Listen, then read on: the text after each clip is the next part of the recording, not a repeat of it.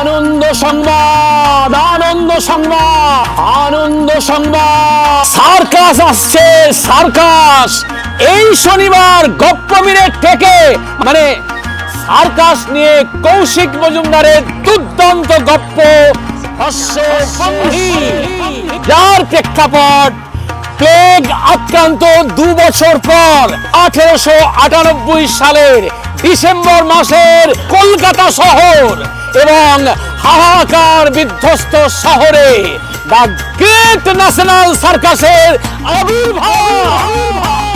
জমে উঠল মজা, হাতির খেলা, জিমন্যাস্টিক্সের খেলা আর হুকুম চাঁদের হুকুমে বাঘের খেলা। হঠাৎ ঘটে গেল এক ভয়ঙ্কর কাণ্ড। বাঘের আক্রমণে প্রাণ যায় রিং মাস্টার হুকুম চাঁদে, আর সেই রাতেই তালাবদ্ধ তাঁবুতে গভীর রহস্যজনকভাবে খুন হয়ে যান সার্কাসের মালিক পান্নালাল বাবু। মুহুর্মুহু পট পরিবর্তনে গল্পে তৈরি হয় গভীর রহস্যের নানা পাক। কি সেই রহস্য?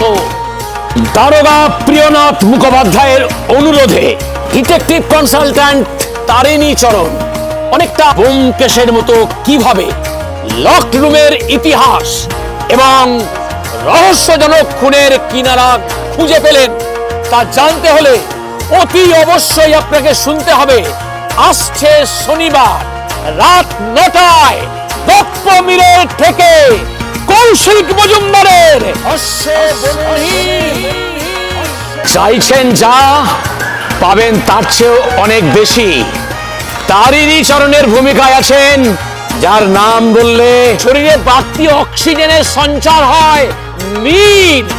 প্রিয়নাথ মুখোপাধ্যায়ের চরিত্রে বিশিষ্ট বেতার ব্যক্তিত্ব দীপ। আছেন আরো অনেকে। কি মনটা আনচান করছে? আর তো মাত্র কদিনের অপেক্ষা। আসছে শনিবার, আসছে হাস্যবন্ধী।